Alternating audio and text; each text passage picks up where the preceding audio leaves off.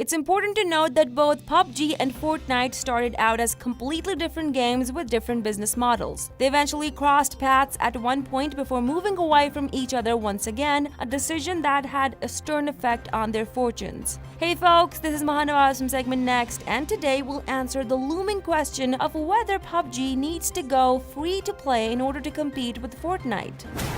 During their early access periods last year, PUBG made it clear that it would be going retail upon release. Fortnite, however, was bent on fulfilling a free-to-play promise. This was before Fortnite decided to jump onto the Battle Royale train after looking at how PUBG had become a worldwide phenomenon by popularizing the survival with scavenging elements genre. It took Fortnite only 2 months to release a Battle Royale mode and only 2 weeks to gain more than 10 million players. The goal was always to compete with PUBG, but the sudden fruits of labor could have easily convinced Epic Games to ditch the free-to-play intention and start charging players.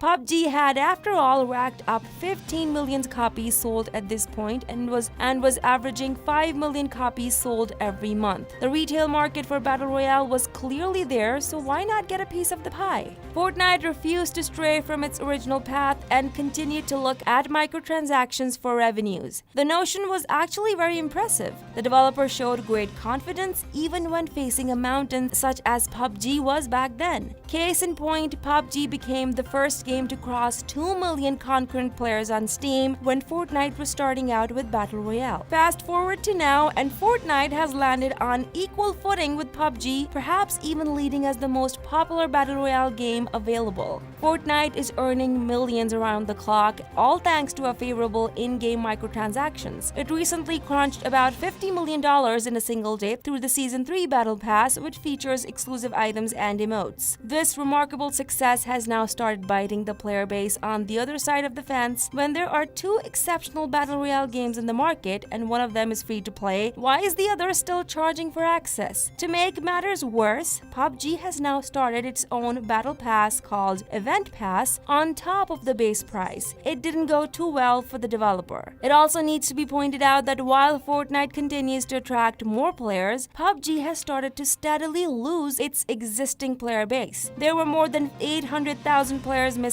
on average in the last month when compared with January. The tanking numbers are probably due to the plethora of problems currently plaguing PUBG, including performance issues and cheating. The situation might make it appear that becoming free-to-play is the best possible solution, but it is not. Fortnite has been running flawlessly since its early access days, a contrast to its rival. Slashing the base price will not fix PUBG in any way. It'll only bloat the ailing problems, particularly in giving out an open invitation to more cheaters than before. There's also no prevailing monetary issue that would otherwise push a free-to-play model into the spotlight for PUBG. In short, PUBG needs to solve its problems first and become more stable before going free, should it decide so in the future. Doing it now will cause more headaches. Now you tell us what you think. Should PUBG go free-to-play to compete with Fortnite? Like this video if you agree with us, and don't forget to subscribe to SegmentNext for more. Until next time.